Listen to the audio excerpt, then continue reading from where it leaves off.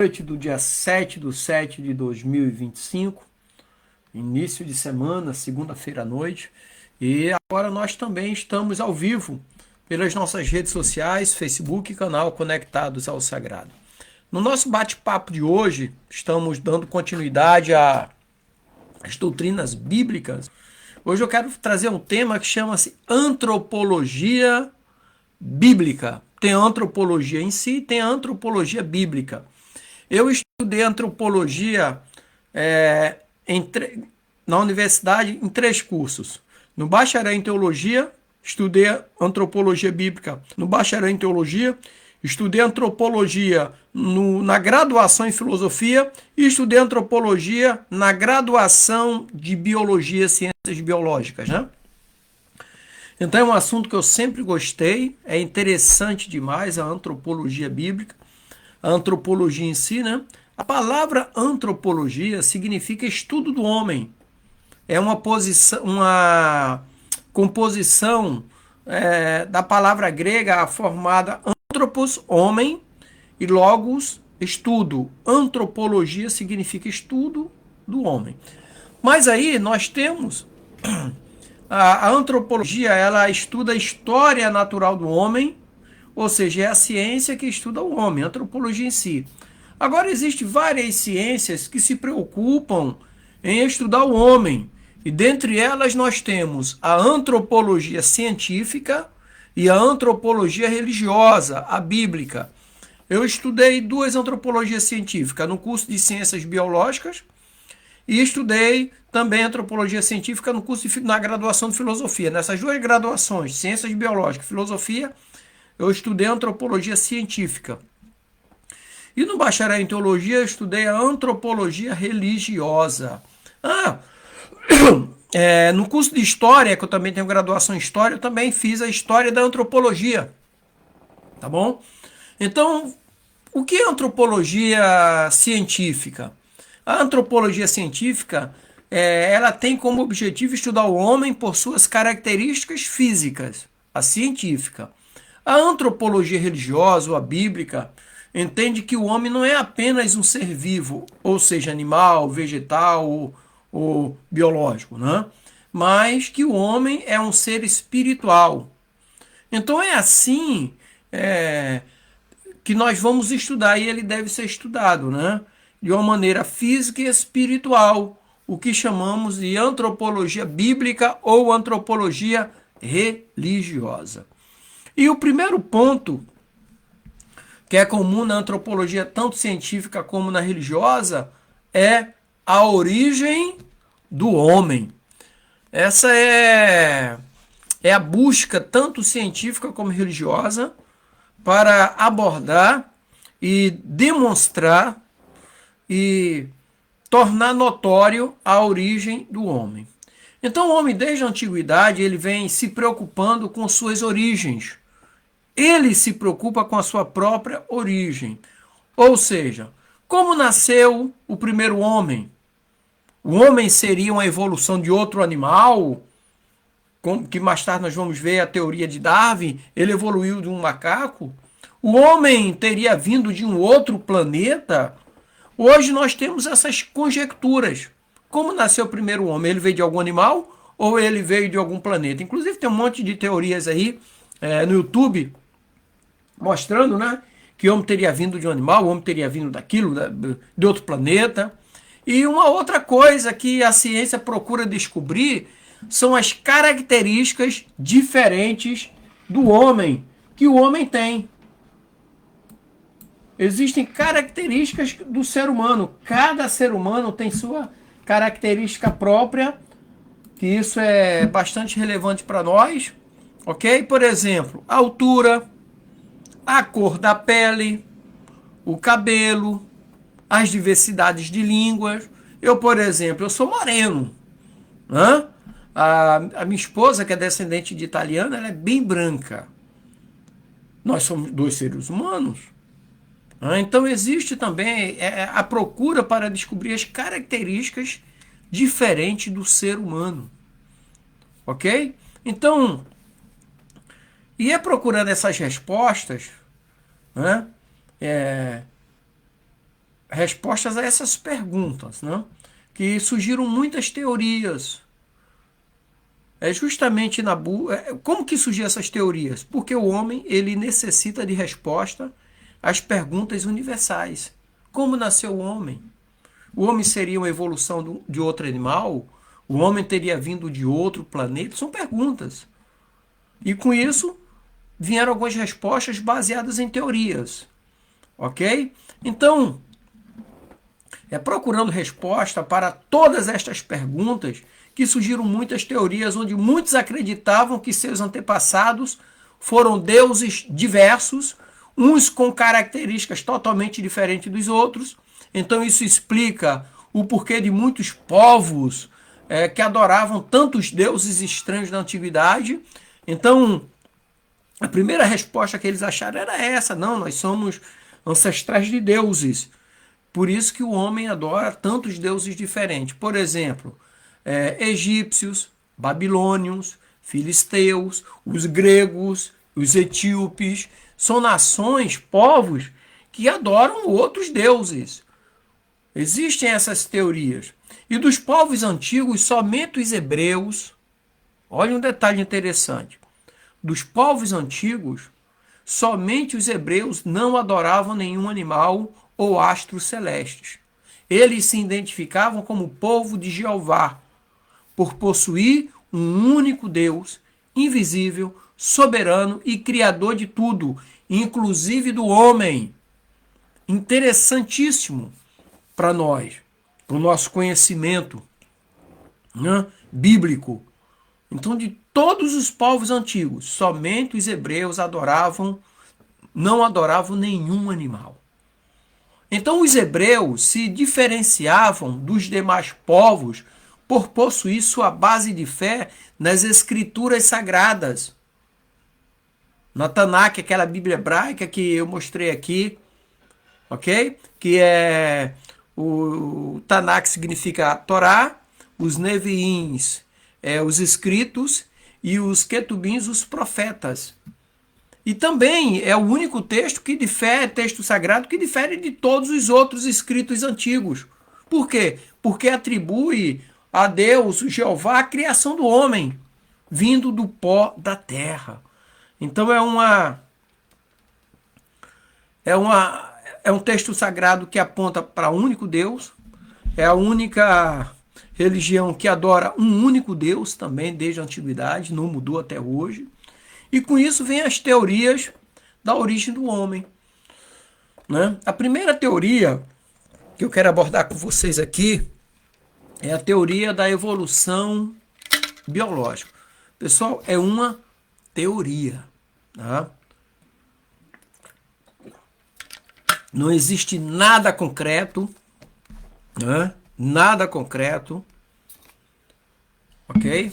Então, Charles Darwin, ele escreveu a teoria do evolucionismo. Ele tentou provar que o homem nasceu da evolução de uma pequena célula há milhões de anos e foi evoluindo, passando por diversos tipos de vida até chegar ao homem. Mas essa teoria é muito questionada mesmo no mundo científico nos dias de hoje. Por isso, eu quero apresentar um resumo sobre a vida de Charles Darwin, né? Porque nós vamos falar da teoria dele e quem foi ele. Charles Darwin, ele nasceu em Shrewsbury, né, no Reino Unido, em 12 de fevereiro de 1809, em uma família próspera e culta. Seu pai, Robert Darwin, foi médico respeitado. O avô paterno, Erasmus Darwin, poeta, médico e filósofo, era um evolucionista em potencial, cuja obra mais famosa, a Zoonomia, ele viveu em 1794, aliás, essa obra foi de 1794 a 1796. Ele, nessa obra, antecipava em muitos aspectos as teorias de Lamarck. Então, o primeiro ponto que eu identifico aqui, inclusive eu falei quando eu fazia ciências biológicas, tanto na graduação como também nas 13 especializações que eu fiz na área de biologia, é que Darwin, na época, ele não tinha tecnologia. Estamos falando aí do início do século XIX. Ele não tinha tecnologia que nós temos hoje. Ele não tinha acesso às descobertas arqueológicas que nós temos hoje. Por isso que é uma teoria da evolução humana. Não é martelo batido, não, que o homem veio disso, daquilo. Se o homem viesse de algum animal específico, esse animal não existiria mais, porque ele evoluiu. Então não existiria mais. Ok? E não podemos entender que o homem seja evolução de outro animal, porque senão outro animal não existiria, né? Agora eu quero falar sobre o outro ponto, que é o criacionismo bíblico. Então nós temos a evolução biológica, processo de evolução, células, aquela coisa toda, e temos o criacionismo bíblico, ok? Então as escrituras sagradas, né? As escrituras sagradas descrevem ali em Gênesis 1, 26 e 27, que eu quero ler para vocês aqui o texto. Né? Então é bem interessante esse nosso bate-papo, que nós aprendemos juntos, né? Então ela descreve assim, Gênesis capítulo 1, versículo 26 e 27. E disse Deus: façamos o homem à nossa imagem, conforme a nossa semelhança, e domine sobre os peixes do mar, e sobre as aves do céu, e sobre o gado, e sobre toda a terra, e sobre todo réptil que se move sobre a terra. E versículo 27 diz: e criou Deus o homem à sua imagem, a imagem de Deus o criou, macho e fêmea os criou. Ok? Então, nós temos aqui também no capítulo 2, vamos voltar para Gênesis capítulo 2, falo do 1, temos que falar do 2, o 2 não pode ficar de fora, né? No capítulo 2, versículo 7, que diz assim: e formou o Senhor Deus o homem do pó da terra, e soprou em seus narizes o fôlego de vida, e o homem foi feito alma vivente. E versículo 21 ao 23 diz assim: então o Senhor Deus fez cair um sono pesado sobre Adão, e este adormeceu, e tomou uma de suas costelas, e cerrou a carne em seu lugar, e da costela que o Senhor Deus tomou do homem, formou uma mulher e trouxe-a a Adão. E disse Adão: esta é agora osso dos meus ossos e carne da minha carne. Esta será chamada varoa, porque do varão foi tomado. Então a criação do homem, onde o primeiro homem chamava-se Adão, que no hebraico significa Adão, ou seja, avermelhado, né? Ou aquele que foi feito de Adama, da terra, é que tem a pele da cor de Edom, vermelho. Lembra, eu comentei aqui sobre os edomitas, no culto de domingo, no estudo DNI, Discipulado Nazareno Internacional, eu falei sobre os edomitas. Edomitas é descendente de Esaú, irmão de Jacó. Os edomitas. Por que isso? Porque eles têm a pele avermelhada. Edom, avermelhada, né? Então, não podemos entender que o homem seja apenas uma criação de Deus. O homem é mais que uma criatura. Por quê? Porque existe entre o homem e Deus uma relação mais profunda, mais significativa. O homem foi criado para viver numa situação familiar com Deus, numa íntima comunhão. Tá, pastor Dilma, mas como assim? Como é que funciona isso aí? Vamos lá. Deus falou para o mar: produza seres, produza os peixes. E o mar produziu peixe. Quando você tira um peixe da água, ele morre. Deus falou para as árvores darem fruto. Quando você tira um fruto da árvore, ela morre. Ela apodrece, ela morre. E Deus falou para o homem: façamos o homem à nossa imagem, à nossa semelhança. o homem precisa estar com Deus, porque ele sem Deus, ele morre. Então existe uma intimidade muito grande, tem que haver um relacionamento entre a criatura e o seu Criador. Senão ele morre. E dentro da antropologia bíblica, nós temos as funções do ser humano. Como assim? Todos os instintos básicos que fazem parte da natureza humana são meios pelos quais o homem é capaz de cumprir suas funções de maneira natural, sem que as mesmas pesassem sobre ele como fardo. Maneira natural, ó. Estou respirando, estou falando, estou ouvindo, estou andando. Respirar é peso para mim? Não. É vida. Caminhar quer dizer que eu estou bem de saúde, me alimentando naturalmente. Então são funções do ser humano. Então Deus colocou esses desejos no homem para que não houvesse necessidade de que as pessoas cumprissem as suas funções de uma maneira tipo máquinas, sem que isso proporcionasse certo prazer. Agora, melhor coisa é quando a gente acorda de manhã, abre a janela, vê a luz do dia, prepara uma comida, se alimenta. Isso é natural. Deus colocou isso naturalmente no ser humano. Igual a criança que ninguém ensina malcriação, mas está nela. Ela quer colo, se não der, ela chora. Ela esperneia. É natural. Então Deus colocou no homem de uma maneira natural. Ok? Então, nós temos, quando nós falamos da natureza do homem, ele é ou dicotomo ou tricotomo. O que significa dicotomo, tricotomo? Vamos ver agora? Bom, dicotomia. Quais são os argumentos da dicotomia? Em Mateus 10, 28, vamos lá para Mateus, né? Mateus 10, 28. Diz assim: e não temais os que matam o corpo e não podem matar a alma. Temei antes aquele que pode fazer perecer no inferno alma e corpo. Ou seja, a dicotomia, a teoria da dicotomia é que o homem só possuía alma e corpo. Alma e corpo. Em Atos 2, 31 também, né, que fala lá na ressurreição de Cristo, Atos 2, 31, diz assim o texto.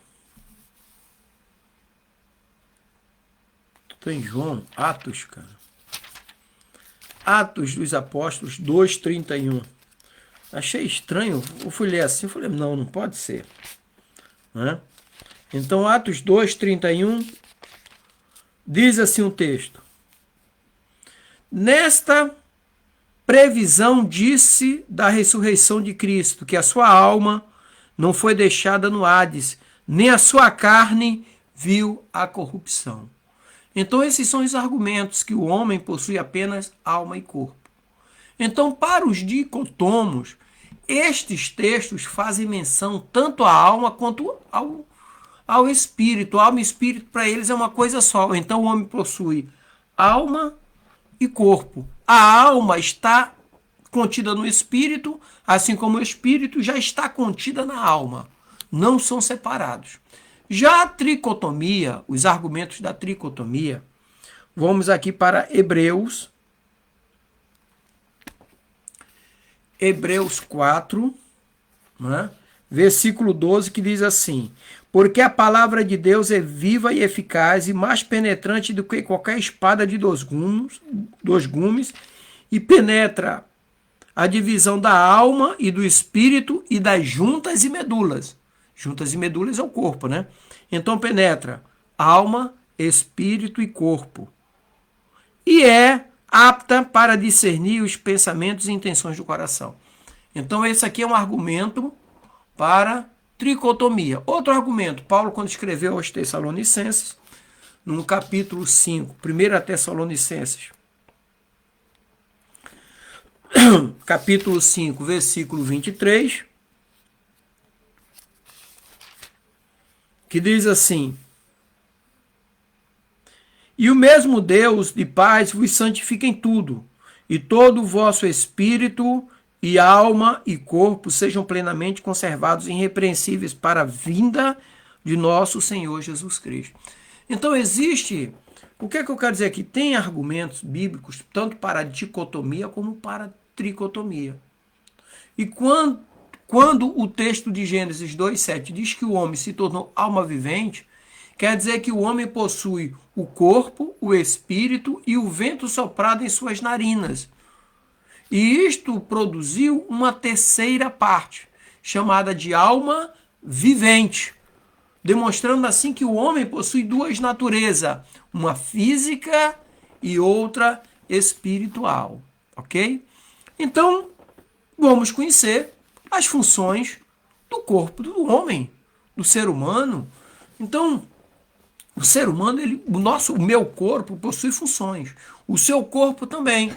Então, através do corpo humano, o homem pode se alimentar fisicamente, se movimentar, ouvir, enxergar, se reproduzir, trabalhar.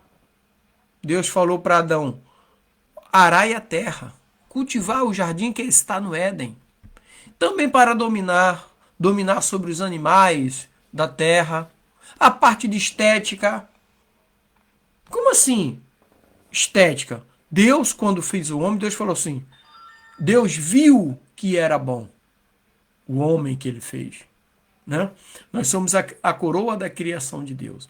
Então nós vimos as funções do corpo. E funções da alma? As funções da alma dentro do corpo vêm, primeiro, pensar, segundo, decidir, terceiro, organizar, quarto, comandar o corpo, o amor, a fé, a consciência, o arrependimento, a tristeza, a ira, a perseverança. Tudo isso é no caráter da alma. Né? Mas aí também nós temos as funções do espírito. Opa! O espírito dentro do corpo humano é a relação do homem com a vida espiritual. Entendendo que o homem não é apenas corpo, matéria, mas também possui relação com o mundo espiritual. Nós possuímos essa relação. Ok? E vamos chegar ao ápice da criação, que é o homem como a imagem de Deus.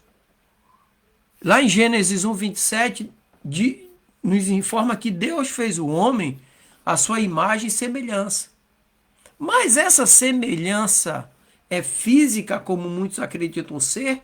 Que Deus tem um corpo semelhante ao do homem, com duas pernas, dois braços, olhos, nariz, coração, cabelo, etc.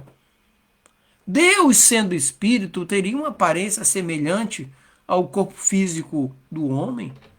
Bom, lá em Gênesis, quando fala-se do cordeiro sentado no trono, a descrição que João dá do cordeiro é totalmente diferente do humano. A descrição que a Bíblia dá sobre anjos é totalmente diferente. Agora, tem uma palavra que é usada, chamada teofania, que são as formas com que Deus se apresenta aos homens. A Moisés, por exemplo, ele se apresentou com uma sarça em chamas, e as chamas, o fogo não consumia ela. Ok? Em outras situações, Ló, por exemplo, o sobrinho de Abraão, recebeu anjos em forma de homens. Abraão, certa vez, conversando, Deus apareceu a ele, mas apareceu em forma humana, um varão, igual apareceu a Daniel, um varão na beira do rio Tigre ali. Né? Então, existe essa terminologia chamada teofania, que é a forma com que Deus usa para conversar e aparecer o homem. Não na sua forma original. Ninguém jamais viu Deus. Ninguém, a Bíblia diz isso. Por quê? A glória dele é tão tamanha que consumiria o homem imediatamente. O homem viraria pó. Simples assim. Então, O pensamento de que o homem tem a imagem e a semelhança de Deus no sentido físico é muito antigo, esse pensamento.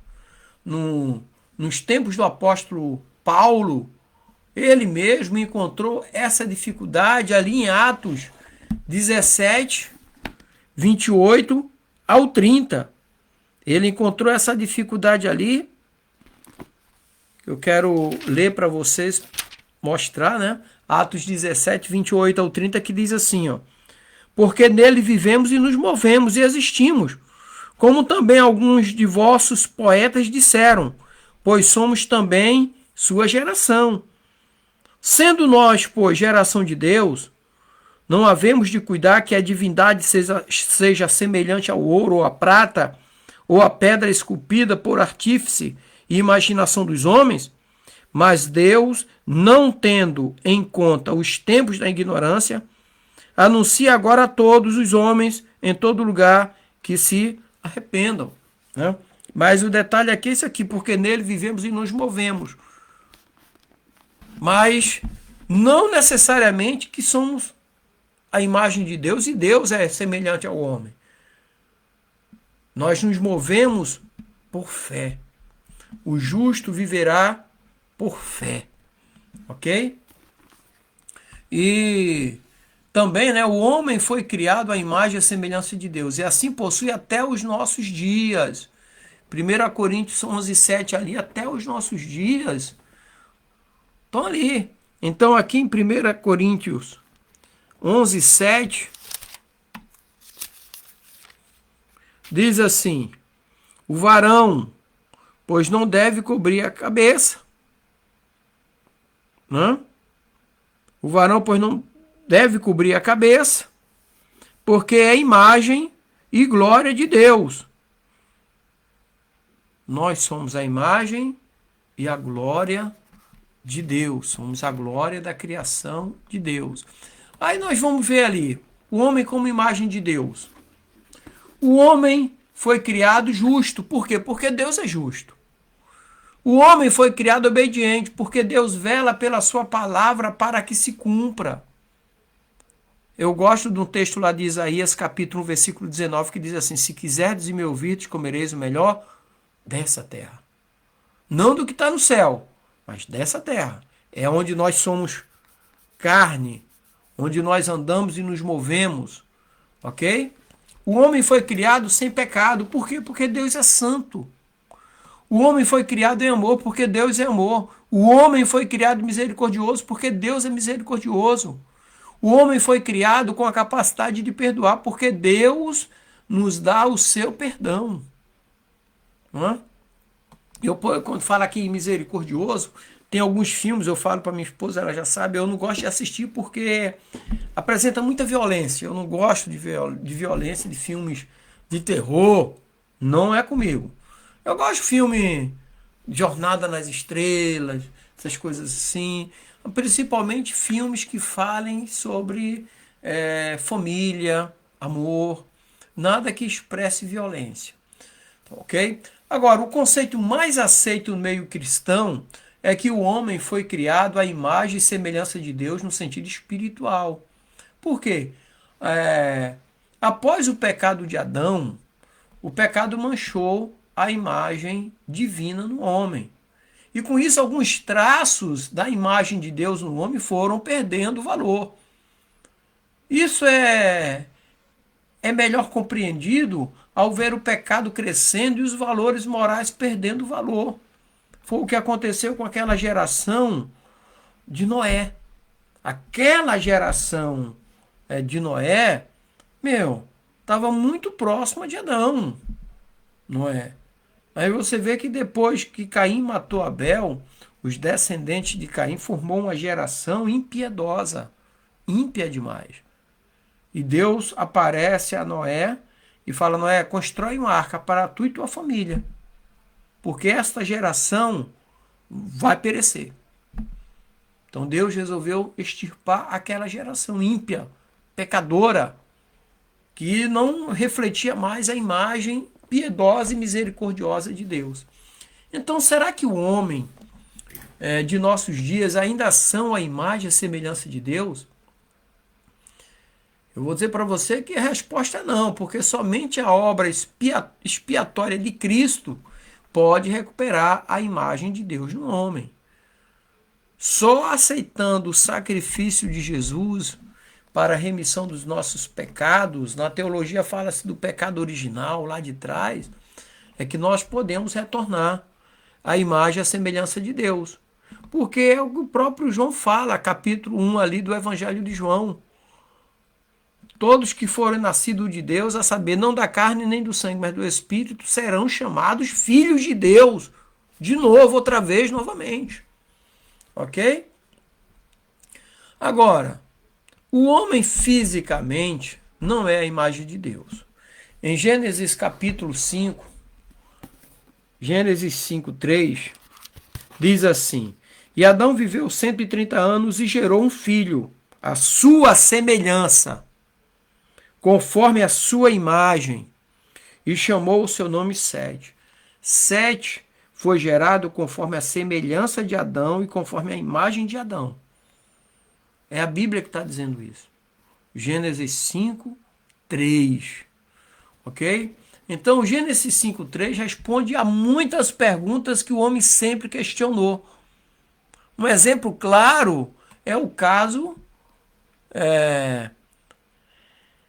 de algumas situações, tanto na vida do homem como da mulher, que dizem que já nasceram desse jeito, com traços de homossexuais, coisas desse tipo, né?